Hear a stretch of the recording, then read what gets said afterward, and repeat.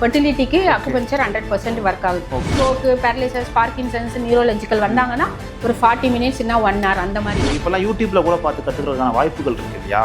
அந்த மாதிரி போலியான நபர்கள் இருக்காங்களா உங்க துறையில்? கண்டிப்பாக இருக்காங்க சார். நாங்கள் எப்படி அதை கண்டுபிடிக்கிறது? எவ்வளோ நாளாக மேடம் இந்த துறையில் நீங்கள் இருக்கிறீங்க? நான் வந்து 15 இயர்ஸாக பண்ணிட்டு இருக்கேன். உங்களுடைய முதல் பேஷண்ட் யாரு ஞாபகம் இருக்கா? அவங்களுக்கு நீங்கள் என்ன ட்ரீட்மெண்ட் கொடுத்தீங்க அப்படிங்கிறது உங்களுக்கு ஞாபகம் இருக்கா? முதல் நோயாளின்னு பார்த்தீங்கன்னா என்னோட அம்மா தான் நான் சொல்லுவேன். நான் அம்மாவுக்கு வந்துட்டு கண்டிப்பாக முட்டி வலி தான். ஓகே. சீரியஸாகவே இப்போ முட்டி வலின்னும் போது எலும்பு பார்க்கணும். நம்ம முட்டி வலினா அந்த இடத்துல நான் வந்துட்டு ஃபர்ஸ்ட் பெயின் கில்லர் போடலாம், இந்த ஸ்ப்ரே கூட வாங்கி அடிக்கலாம். அப்போத்துக்கு என்ன ஆகும், பெயின் கொஞ்சம் குறைஞ்ச மாதிரி இருக்கும். பட் அதை வந்து உள்ளுக்குள்ள இருக்கிற ஒரு காரணத்தை வந்து கண்டுபிடிச்சி அதை சரி பண்ணா மட்டும்தான் நிரந்தரமா உங்களுக்கு முட்டி வலி சரியாகும். இப்போ முட்டி வலின்னும் போது நான் சொன்ன மாதிரி இதை மட்டும் பார்க்கணும், வயிறு பார்க்கணும், ஹார்ட் பார்க்கணும், ஸ்மால் இன்டெஸ்டைன் பார்க்கணும், அந்த எனர்ஜி பாத்துவை எங்கெல்லாம் போதோ அது எல்லாத்தையும் நம்ம ட்ரீட் பண்ணா மட்டும் 100% ஃப்ரீ ஆகும். அவங்களுக்கு வந்து ட்ரீட்மெண்ட் கொடுத்தோன்னே அவங்களுக்கு ஆச்சரியமா தான் இருந்தது. பிகாஸ் ஒரு 2 நீடில் தான், 2 நீடில் போட்டோன்னே உங்களுக்கு வலி குறையுது. அப்ப எப்படி இருக்கும் உங்களுக்கு? ஓகே. இல்ல நீடில் போடும்போது மட்டும் வலி குறையுதா, நிரந்தரமா குறைஞ்சிடுச்சா? ஒரு நாள் போட்டா அப்பவே குறைஞ்சிரும். அது வந்து கொஞ்சம் கண்டினியூ பண்ணோம் ஒரு 6 days 7 days. ஓகே. சரியா போயிடும். சரியா போயிடும். உங்க அம்மாக்கு சரியா போயிடுச்சு? கண்டிப்பா. ஓகே. இந்த நீடில்னு சொல்றீங்களே, அது ஏதாவது வலிக்கிற மாதிரியான விஷயமா இருக்குமா? ஜஸ்ட் வந்து அது நம்ம முடி இருக்கு இல்லைங்களா, முடியை விட ரொம்ப தின்னா இருக்கும் சார். ஓ.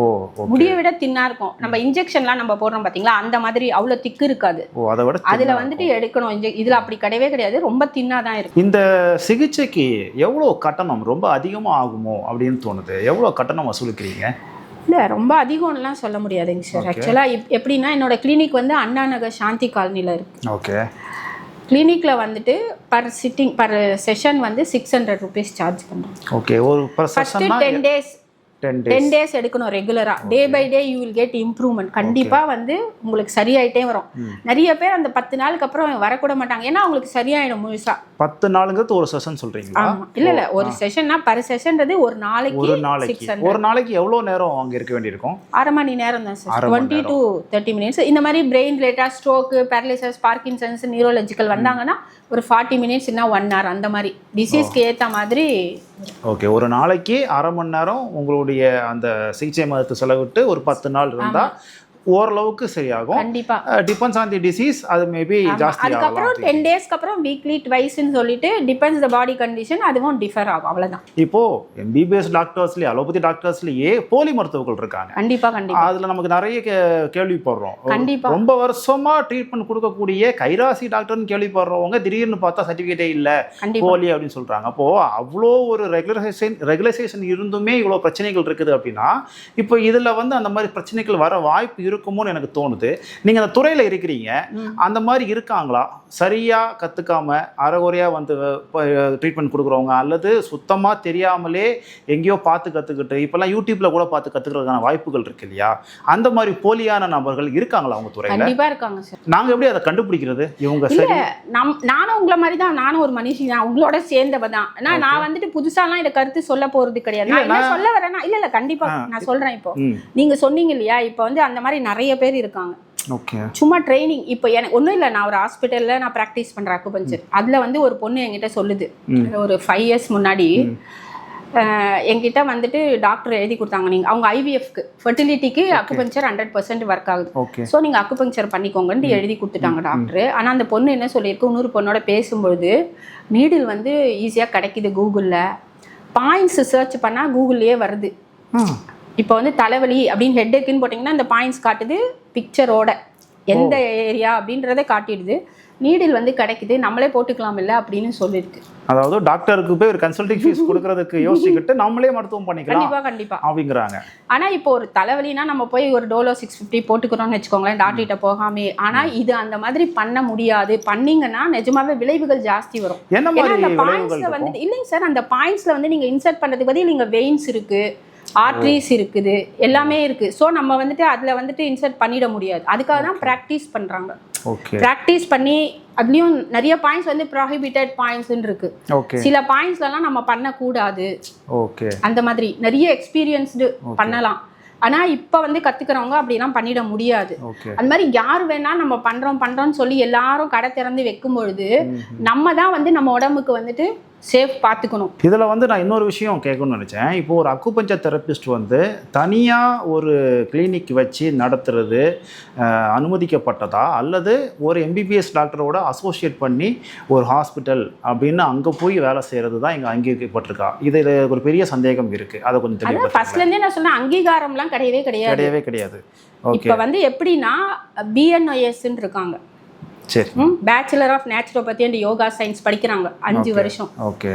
அவங்க மட்டும் தான் அக்குபங்க்சர் பண்ணணும்னு சொல்லிட்டு ஓகே சென்ட்ரல் கவர்மெண்ட் வந்து இது பண்ணியிருக்காங்க. ஓ, அப்போ அக்குபஞ்சர் இவங்க செய்யணும்னு இந்தியன் கவர்மெண்ட்ல ஒரு அவங்க வந்து என்னன்னா அவங்க ஒரே ஒரு அலைடு சப்ஜெக்ட் தான் சார் அவங்களுக்கு அக்குபங்க்சர். மற்றதெல்லாம் நேச்சுரோபதி தான். நேச்சுரலா என்னென்ன இருக்கோ எல்லாமே மட் தெரப்பி அது இது எல்லாமே ஒரே ஒரு புக் தான் அவங்க படிக்கிறாங்க. Okay okay. அவங்க மட்டும்தான் எலிஜிபிள் அப்படின்றாங்க. ஓகே. இப்போ உங்களுக்கு இந்த அசோசியேஷன் மாதிரி ஏதாவது இருந்தா இதை வந்து ஒரு அங்கீகரிக்கப்பட்ட ஒரு சிகிச்சை முறையா கொண்டு போறதுக்கான எல்லா முயற்சிகளையும் செய்யலாம் இல்லையா? நீங்க முயற்சிகள் வேணா நீங்க எடுங்க. ஏன்னா நிறைய பேர் எடுத்து தோல்வி அடைஞ்சிட்டாங்க. நீங்க தான் எடுக்கணும். அந்த துறை சார்ந்த இல்ல சொல்றேன், நான் பேச்சுக்கு எல்லாமே எடுத்துட்டாங்க, தோல்வியில போயிடுச்சு. பிகாஸ் நான் இப்ப சொன்னேன் பாத்தீங்களா, அந்த மாதிரி அது பெருசா ஒரு இது இருக்கு. ஓகே. சோ நீங்க இப்ப யார் வேணா படிக்கலாம், யார் வேணா நான் வந்து அக்குபஞ்சரிஸ்ட்னு சொல்லிக்கலாம், யார் வேணா கிளினிக் திறந்துக்கலாம். பட் யார் வந்து ஒரு மனுஷங்களோட உயிர் முக்கியம்னு சொல்லி உயிரை மட்டுமே மனசுல கொண்டு அவங்க ட்ரீட்மெண்ட் கொடுக்குறாங்களோ அது நல்லது. என்னை பொறுத்த வரைக்கும் நான் அப்படிதான் பண்ணிட்டு இருக்கேன். அப்படி பண்ணா தப்பு இல்லைன்னு தான் நான் நினைக்கிறேன். இப்போ நம்ம சூழல்ல பார்த்தீங்கன்னா நிறைய மருத்துவமனைகள் எங்க பார்த்தாலும் இருக்குது. அது வந்து நிறைய ஃபெர்டிலிட்டி சென்டர் ஆகட்டும், இல்லை பொது மருத்துவர், இல்லை குழந்தைகள் நல மருத்துவர், எலும்பு மருத்துவர், இப்படி விதவிதமான நிறைய இருக்கு. எங்க திரும்பினாலும் ஒரு மருத்துவமனை இருக்கு. எனக்கு என்னன்னா டாக்டர்ஸ் படிக்கிறாங்க, ஒருத்தர் டாக்டர் படிக்கிறாங்கன்னா அவருக்கு ஒரு பெரிய காம்படிஷன் இங்கே இருக்குது அப்படின்னு என்னோட அறிவு கேட்டுன்னா புரிதல். உங்கள் துறையில் காம்படிஷன் எப்படி இருக்கு? கண்டிப்பாக இருக்குங்க சார். ஒரு ஸ்ட்ரீட்ல 4 பேர் கூட இருக்காங்களே. ஓ, நிறைய பெண்கள் கூட பாத்தீங்கன்னா வீட்லயே கூட பண்றாங்க இதை. நீங்க அதுதான் செய்யக்கூடாதுன்னு சொன்னீங்க இல்லையா? ஆமா, செய்யக்கூடாது. ஆனா நடந்துட்டு தான் இருக்குன்னு சொல்றேன் நான். ஓகே. இப்போ எனக்கு எங்கேயா ஒருத்தர் ஆழ்த்தி பிடிச்சா எனக்கு நல்லா இருக்கு. அவங்க கிட்ட ஆக்சுவலா அந்த சர்டிபிகேட் இருக்கும். ஓ, சர்டிபிகேட் வச்சுக்கிட்டு தான் பண்றாங்க. ஆமா, முடிச்சிருப்பாங்க. நான் சொன்ன சென்ட்ரல் கவர்மெண்ட் சர்டிபிகேட் அவங்க கிட்ட இருக்கும். ஓகே. அவங்களால கிளினிக் திறக்கிறதுக்கான வசதி இருக்காது. சோ இப்போதைக்கு அவங்க வச்சு ரன் பண்ணலாம். ஓ, அப்படின்னா ஒரு பிசினஸா பாத்தீங்கன்னா இல்ல காம்படிஷன் அதிகமா தான் இருக்கு. கண்டிப்பா. ஓகே. இப்போ புதுசா இந்த துறைக்குள்ள வரணும்னு நினைக்கிற இளைஞர்களுக்கு இதுல என்ன மாதிரியான வாய்ப்புகள் இருக்குதுன்னு சொல்ல முடியுமா? இப்போ புதுசா வரணும்னு நினைக்கிற இளைஞர்களுக்கு நான் என்ன சொல்றேன்னா, அவங்க முதல்ல என்கிட்ட நிறைய பேர் வந்து +2 முடிச்சுட்டு பேரண்ட்ஸ் இப்போ வரும் இல்லைங்களா, இந்த மாசத்துல தான் வரும், ஜூன் மாசம்னு வச்சுக்கோங்க. நிறைய பேரண்ட்ஸ் கால் பண்ணுவாங்க, அக்குபஞ்சர் சொல்லி தரீங்களா? யாருக்குன்னா எங்க பையனுக்கு. ஏன் அவங்க வந்துட்டு எம்பிபிஎஸ் நீட்லாம் எழுதி ஃபெயில் ஆகிட்டு அந்த பையன் சோகத்தில் இருக்கிறான்னு வச்சுக்கோங்க. அவனை வந்து அதான் நீங்கள் ஃபஸ்ட்டு கேட்டிங்க தெரியுமா, டாக்டர் போட்டுக்கணும். இவங்களோட இது என்னன்னா மனநிலை, சரி ஒரு அக்குபஞ்சர் படிச்சுட்டா டாக்டர் ஆகிடுவான் பையன்ற மாதிரி ஒரு மனநிலை இது நடக்குது. அப்போ அவங்க கால் பண்ணி கேட்குறாங்க, நீங்கள் வந்துட்டு சொல்லித்தரீங்களா? நான் ஃபர்ஸ்டே சொல்லுவேன், வேணாம் நிறுத்திடுங்க, நீங்கள் வந்து பையனை படிக்க வைங்க, படிக்க வச்சிடுங்க. படிச்சு சொல்கிறீங்க இல்லை, +2 முடிச்ச உடனே அவனுக்கு என்ன அறிவு இருக்கும் சொல்லுங்களேன். அதுக்கான யூனிவர்சிட்டி தான் நான் இல்லைன்னு சொல்றேனே. மகாராஷ்டிரால தான் இப்ப ஆரம்பிச்சிருக்காங்க. அதை பார்த்துட்டு நம்ம தமிழ்நாடு கவர்மெண்ட் ஆரம்பிச்சா கண்டிப்பா நான் வந்து சேர்த்துடுங்கன்னு சொல்லலாம். இப்போ எம்பிபிஎஸ் படிச்சுட்டு +2 படிச்சுட்டு எம்பிபிஎஸ் போறவனுக்கு என்ன அறிவு இருக்கு? அவன் போய் 5 வருஷம் எதை படிக்கிறான்? அந்த மாதிரி இங்க எங்க இருக்கு? அப்ப எதுக்கு அவனை போயிட்டு நம்ம தள்ளணும்? நிறைய பேர் நினைக்கிறது நம்ம நிறைய பணம் சம்பாதிச்சலாம், டாக்டர்னு சொல்லிக்கலான்ட்டு அந்த ஒரு மனோநிலை எல்லாருக்குமே இருக்குதுங்க சார். அதை நம்ம முதல்ல எடுக்கணும் ஃபர்ஸ்ட். அதனால நான் அந்த பேரண்ட்ஸ்க்கு நான் நிஜமா என்னால முடிஞ்ச வரைக்கும் நான் சொல்லுவேன், என்னோட கருத்து சொல்றேன். நீங்க அந்த பையனோட லைஃபை ஸ்பாயில் பண்ணாதீங்க, அவனை முதல்ல படிக்க வைங்க, டிகிரி படிக்க வைங்க, இல்லாட்டி ஒரு ஹோமியோபதியோ இல்லை சித்தாவோ படிங்க, அப்புறமா நீங்க அக்குபஞ்சர் பத்தி யோசிங்க, இப்பத்துக்கு வேணாம். இன்னொரு ஒரு கான்செப்ட், அவன் +2 முடிச்சுட்டு அவன் வந்து கற்றுக் கொடுக்க ஆளுங்கள் இருக்காங்க, அதை படிச்சுட்டு அவன் எத்தனை பேரை கொல்லுவான்னு தெரியாது. நான் அதுதான் அடுத்த கேள்வி கேட்க வந்தேன். இல்லை, அதை தான் சொல்கிறேன், அந்த கான்செப்டையும் நான் சொல்கிறேன், அந்த கான்சியஸும் எனக்கு இருக்குது. ஏன்னா ஒரு மனுஷங்களோட உயிர் வந்து அவ்வளோ வேல்யூபிள்னு நினைக்கிறேன் நான். அதனால யார் வேணா போய் செய்யுங்க அப்படின்னு நான் சொல்லவே மாட்டேன். இப்போ எனக்கு ஒரு கேள்வி வருது, என்னன்னா ஒரு எலிமெண்ட்ரி ஸ்கூலில் கிளாஸ் எடுக்கக்கூடிய ஒரு டீச்சருக்கு கூட நமக்கு ஒரு குவாலிஃபிகேஷன் வேணும்னு எதிர்பார்க்குறோம். ஒரு மிடில் ஸ்கூல் போனால் கூட கண்டிப்பாக பிஎட் வேணும்னு எதிர்பார்க்குறோம். இப்போ டாக்டர்ஸுக்கு ப்ரொஃபஸராக இருக்காங்கன்னா அவங்க ஹைலி குவாலிஃபைடாக தான் இருக்கணும். இப்போ இதெல்லாம் ஒரு கிரைட்டீரியா இருக்குது. இப்போ நீங்கள் ஒரு தெரபிஸ்ட் இருக்கிறீங்க, நான் உங்களும் சொல்லலை, உங்களை மாதிரி யாராவது ஒருத்தர் வந்து நான் சொல்லித்தரேன்ப்பா அப்படின்னு சொல்லி யாராவது 2 பேருக்கு சொல்லி கொடுத்து அவங்க சொல்லி கொடுத்ததை மட்டுமே கற்றுக்கிட்டு ஒரு கிளினிக் திறந்துட்டாங்க அப்படின்னா அது எவ்வளோ பெரிய ஆபத்தில் போய் முடியும்? அதுதான் இப்ப நான் சொல்லிட்டு இருக்கேன். அந்த மாதிரி தான் ஆபத்துல முடியக்கூடாதுன்னு தான் நான் வந்துட்டு. ஆக்சுவலி நடக்குதா இந்த மாதிரி? நடக்குதுங்க சார், நடக்குது. அதுதான் அப்போ மேக்ஸிமம் வந்து இதுல வந்து சைடு எஃபெக்ட்ஸ் கிடையாது. அக்குபங்க்சரை பொறுத்த வரைக்கும் சைடு எஃபெக்ட்ஸ் கிடையாது. தப்பா ஊசி போட்டா மட்டும்தான் தப்பா நடக்குமே தவிர சைடு எஃபெக்ட்ஸ்னு வரவே வராது. ஆனால் நீங்க கவலையே பட தேவையில்லை. ஆனா அந்த மாதிரி பிளாங்காவும் பண்ணக்கூடாதுன்னு தான் நானும் போராடுறேன்னு சொல்றேன். இதுல ஏதாவது இப்ப நீங்க ஒரு 15 வருஷத்துக்கு முன்னே இந்த துறையில வரும்போது இந்த துறை இருந்த சில விஷயங்களுக்கும் இப்ப ஏதாவது மாற்றங்கள் வந்திருக்கு? ஏன்னா இப்போ வந்து டெக்னாலஜி தான் எல்லாமே மாத்திக்கிட்டே இருக்குது. ஒவ்வொரு நாளும் இந்த உலகம் மாறிக்கிட்டே இருக்குது. உங்க துறையில 15 வருஷத்துக்கு முன்னாடி இருந்ததுக்கும் இப்போதைக்கு ஏதாச்சும் வித்தியாசங்கள் நீங்க உணர்ந்திருக்கீங்களா? கண்டிப்பா. ஃபர்ஸ்ட் எல்லாம் பாத்தீங்கன்னா அக்குபங்க்சர்னா என்னை பொறுத்த வரைக்கும் ஒரே ஒரு புக்கு தான், ஆண்டன் ஜெயசூர்யான்னு சொல்லிட்டு. அதுல வந்து 361 பாயிண்ட்ஸ் இருக்கு, இதுதான் அக்குபங்க்சர், இதுதான் உலகம்ன்ற மாதிரி தான் படிச்சது. ஆனா அதுக்கப்புறம் நிறைய மாஸ்டர் கிட்ட நான் போய் வெளிநாட்டிலலாம் படித்தேன்.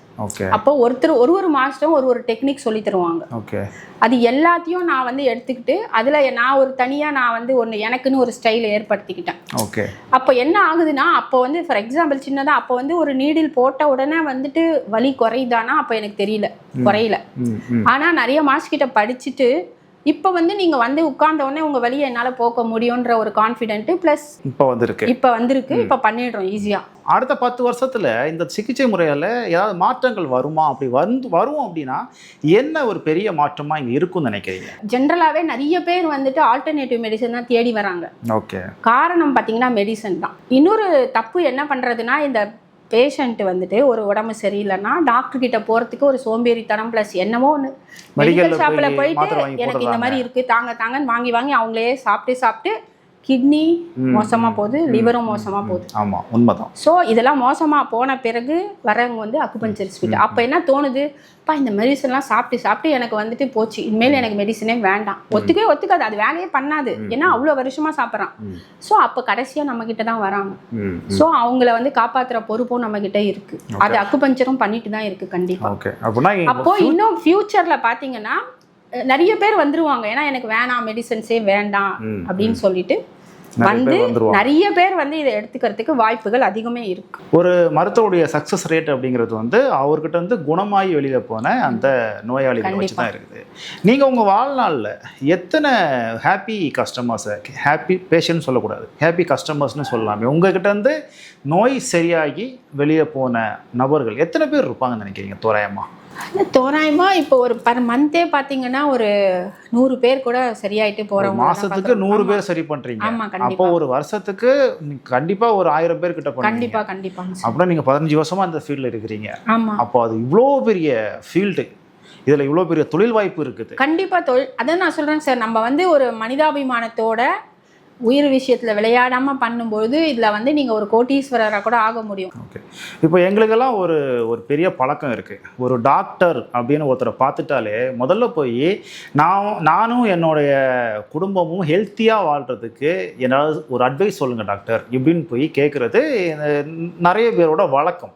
எங்கள் வியூவர்ஸ்க்காக நான் கேட்குறேன், ஒரு அக்குபஞ்சர் தெரபிஸ்டா ஒரு நலமான வாழ்வு வாழ்கிறதுக்கு உங்களுடைய அட்வைஸ் ஏதாவது சொல்ல முடியும்? ஹெல்த் இஸ் வெல்த்னு சொல்லியிருக்காங்க பெரியவங்க. அதை வந்து எல்லாரும் மறந்துட்டு இருக்கோம் நிஜமாவே. ஒருத்தர் வந்துட்டு கொஞ்சம் நோய் இல்லாமல் நல்லபடியாக வாழணும் அப்படின்னா நான் ஒரு 2 விஷயம் ஃபாலோ பண்ண சொல்கிறேன். 2 விஷயம்தான். ஒன்று வந்து சாப்பிட்றது, ஒன்று தூங்குறது. இப்போ நீங்கள் மார்னிங் என்ன டைமுக்கு சாப்பிடுவீங்க பிரேக்ஃபாஸ்ட்? நான் காலையில் 8:30 மணிக்கு சாப்பிடுவேன். ஓகே, அந்த டைம் வந்து சாப்பிட்ற நீங்கள் கொஞ்சம் பெட்டர் தான். ஏன்னா நம்ம சாப்பிட்ற டைம் பார்த்தீங்கன்னா மார்னிங் 7லேருந்து 9. 7-9 சாப்பிடணும் கண்டிப்பா. ஓகே, அப்ப ஏன் சாப்பிடணும் அப்படின்னு பாத்தீங்கன்னா நம்ம வயிறு இருக்கு இல்லையா, அது ஒரு உறுப்புக்கும் ஒரு ஒர்க்கிங் டைம், பீக் ஹவர்ஸ் மாதிரி. இப்போ ஸ்டமக் ஒர்க் பண்ற நேரம் என்ன சொல்றாங்கன்னா 7லேருந்து 9. இப்போ அந்த வயிறு வந்து 7லேருந்து 9க்குள்ள இந்த என்சைமை சுரந்து வச்சுக்கிட்டு காத்துன்னு இருக்கு நம்ம ஃபுட்டை போடுவோமா அப்படின்ட்டு. ஆனா நம்ம போட மாட்டோம். 9 வரைக்கும் அதோட டைமே முடிஞ்சு போச்சு. நம்ம அப்பயும் சாப்பிடல, சரின்னு சொல்லிட்டு 10 மணிக்கு தான் சாப்பாடு எடுத்து போடுறோம். அப்போ என்ன ஆகும்னா அதால் கிரைண்ட் பண்ண முடியாது, ஏன்னா அது டைம் முடிஞ்சிச்சு. ஸோ எல்லா ஃபுட்டும் வந்துட்டு வயிற்றுலேயே ஸ்டே ஆகிட்டு புளிச்சு போயிடும். புளிச்சு போயிட்டு கெட்ட கேஸாக மாறிட்டு உடம்புல எங்கெல்லாம் இடம் இருக்கோ அங்கெல்லாம் போய் உட்காந்துக்கும். ஸோ பேசிக்காக வந்து நம்ம பண்ணுற தப்பு இந்த சாப்பிட்ற டைம்லேருந்து. அப்படியே எங்களுக்கு லஞ்சுக்கும் டின்னருக்கும் டைம் சொல்லிடுங்களேன், நல்லா இருக்கும் இல்லையா? நீங்கள் வேணால் 7:30 மணிக்கோ 8 மணிக்கோ சாப்பிட்டீங்கன்னா கண்டிப்பாக 1 மணிக்கு டான்னு பசிக்கும். ஆமாம். அப்போ கரெக்டாக மத்தியானம் சாப்பிடலாம். அதே மாதிரி நைட்டுக்கும் நீங்கள் வந்து 8 மணிக்குள்ளேயே சாப்பிட்றது ரொம்ப ரொம்ப நல்லது. 8 மணிக்கு முன்னாடியே சாப்பிட்டீங்கன்னா நல்லது. ஓகே. இந்த லேட் நைட் அவுட்லாம் போகிறாங்க, இப்போல்லாம் நிறைய கல்ச்சர் மாறிடுச்சு, நைட்லலாம் போய் பிரியாணி சாப்பிட்றாங்க, இதெல்லாம் நல்லதா கெட்டதா? ரொம்ப கெட்டது. ரொம்ப ரொம்ப கெட்டது. அண்ணா நகரில் பார்த்தீங்கன்னா வந்து 2 மணிக்கு கூட வந்துட்டு சாப்பாடு கிடைக்குது, 3 மணிக்கு கூட கிடைக்குது. அதை வெளியிலேருந்து வந்து மகிழ்ச்சியா சாப்பிட்டுட்டு போறாங்க. அவங்க எல்லாம் நோயை வந்து வாங்கிட்டு போறாங்கன்னு தான் நான் சொல்லுவேன். ஃபியூச்சர்ல கண்டிப்பா அதை யாரால தடுக்க முடியும்னு எனக்கு தெரியல ஆக்சுவலி.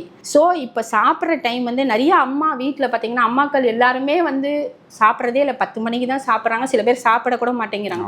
இப்போ இவங்க சைனீஸ் என்ன சொல்றாங்கன்னா, யாரெல்லாம் வந்து நீங்க பிரேக்ஃபாஸ்ட் சாப்பிடாம இருக்கீங்களோ அவங்களுக்குலாம் ஃபியூச்சர்ல கால் பிளாடர் பிரச்சனை வரும் அப்படின்னு சொல்றாங்க. ஓகே. பிரேக்ஃபாஸ்ட் ஸ்கிப் பண்ணவே கூடாது. கண்டிப்பா. பிரேக்ஃபாஸ்ட்ன்ற அர்த்தமே நம்ம ஃபாஸ்டிங் இருக்கும் நைட்ல இருந்து அதை பிரேக் பண்றோம். அதனால பிரேக்ஃபாஸ்ட் அதையுமே நம்ம சாப்பிடாம விட்டா எப்படி? நிறைய பேர் சாப்பிடாம அம்மாங்க தான் ரொம்ப பேர் சஃபர் ஆறாங்க. அதை நம்ம தான் வந்து பார்த்து அம்மாக்களுக்கு வந்து நம்ம நிஜமாவே சொல்லி கொடுக்கணும்ன்றதான் என்னோட ஆசை. அதுக்கப்புறம் அவங்க மெனோபாஸ் போனாங்கன்னா அதுக்கு மேல பயங்கரமான ஒன்று இருக்கு. அந்த மெனோபாஸ் எல்லாம் அழகா அக்குபஞ்சர்ல சரிப்படுத்த முடியும், கண்டிப்பா முடியும். ஸோ அதனால நீங்க யாரெல்லாம் வந்து ஆரோக்கியமா இருக்கணும்னு நினைக்கிறீங்களோ ரொம்ப சிம்பிளான விஷயம் தான் இது. 8 மணிக்கு சாப்பிடுங்க, எதையோ ஒன்று சாப்பிடுங்கன்றனா. சில பேர் சொல்லுவாங்க நான் அப்பதான் எழுந்திரிச்சேன் எனக்கு எதுவும் இல்லை, அப்படிலாம் இல்லை. 2 வாழைப்பழம் இருக்கு, இல்ல 2 பிரெட், ஏதோ ஒன்று சாப்பிட்டுருங்க அந்த டைமுக்கு. ஏன்னா அது எதை கொடுத்தாலும் அது அரைக்கிறதுக்கு தயாரா இருக்குது. ஆனா நம்ம கொடுக்கவே மாட்டேங்கிறோம். ஸோ தயவு செஞ்சு இதுல ஸ்பெசிஃபிக்கா சொல்லணும்னா சுகர் பேஷண்ட் எல்லாம் இதை ஃபாலோ பண்ணாங்கன்னா கண்டிப்பா பாதி குறையும், அவங்களே பார்க்கலாம். அதே மாதிரி இன்னொரு விஷயம், தூங்குற டைம் சார் 11ல இருந்து 3 மணி வரைக்கும் அட் எனி காஸ்ட் நீங்க பெட்ல தான் சார் இருக்கணும். அந்த நேரத்துல வேற எந்த வேலையும் செய்யவே கூடாது. முக்கியமா எழுதுறது, படிக்கிறது, போன் பாக்குறது, டிவி பாக்குறது எதுவுமே பண்ண, கண்ணை மூடி படுத்துருங்கன்னு சொல்றாங்க. ஏன் அப்படி சொல்றாங்கன்னா அந்த டைம் பாத்தீங்கன்னா லிவர், கால் பிளடர் நம்ம பாடியிலேயே வந்து ஒரு ஃபேக்டரின்னு சொன்னா அது லிவர் தான். அதை ஒர்க் பண்ண விடுங்க. நீங்க சொன்னீங்களா அந்த நைட்டு, அப்ப அவங்க எல்லாம் என்ன பண்றாங்க அந்த டைம்ல போயிட்டு பர்கர், பீஸா, அது இது கண்டதை சாப்பிட்றாங்க சார். அப்போ அந்த டைமில் நம்ம என்ன பண்ணுறோம், டிஸ்டர்ப் பண்ணுறோம். அதை லிவரை வந்து ஒர்க் பண்ணாமல் டிஸ்டர்ப் பண்ணும்போது ஃபேட்டி லிவர். இப்போ நீங்கள் ஒரு ஸ்கேன் எடுத்து பாருங்கள், ஸ்கேன் சென்டருக்கு போங்க, போயிட்டு யாருக்கெல்லாம் ஃபேட்டி லிவர் இருக்குன்னு கேளுங்க. ஒரு 25 வயசு பையனுக்கு இருக்குது, 30 வயசு பையனுக்கு ஃபேட்டி லிவர் ஏன் வருது? இத்தனைக்கும் அவன் ஆல்கஹாலை யூஸ் பண்ணல, ஏன் வருது? இந்த நேரம் கண்டிப்பா நைட் அதான் சொல்றேன், லிவரை டிஸ்டர்ப் பண்ணிட்டே இருக்கிறோம் நம்ம. ஸோ இதையும் நம்ம பண்ணக்கூடாது. இப்போ நீங்கள் சொல்கிறது என்ன அப்படின்னா 3 வேளை சாப்பிட்றதும் சரியான நேரத்துக்கு சாப்பிட்டு சரியான நேரத்துக்கு தூங்கி எழுந்திச்சிங்கனாலே உங்களுடைய ஹெல்த் வந்து கண்டிப்பாக 100%. சுகர் பேஷண்ட் இதை ஃபாலோ பண்ணாங்கன்னா நிஜமா ரொம்ப நல்லா இருக்கும். நிறைய பேர் சொல்கிறாங்க இந்த விஷயத்தை தான் ஃபாலோ பண்ணுறது தான் நம்ம மக்களுக்கு கஷ்டமாக இருக்குது. ஓகே, எங்களுக்கு இது ஒரு புதிய முயற்சி தான். உங்களை மாதிரி துறை சார்ந்த ஆளை கூப்பிட்டு பேசுகிறது எனக்குமே நிறைய விஷயங்கள் புதுசாக இருந்துச்சு. நிறைய விஷயங்கள் எனக்கு தெரியாமல் தான் நிறைய கேள்விகளுமே கேட்டேன். பெரிய ஐ ஓப்பனிங்காக இருந்துச்சு. உங்களுடைய நேரத்தை எங்களுக்காக செலவழித்து இங்கே வந்ததுக்கு ரொம்ப நன்றி. ரொம்ப தேங்க்ஸ் சார்.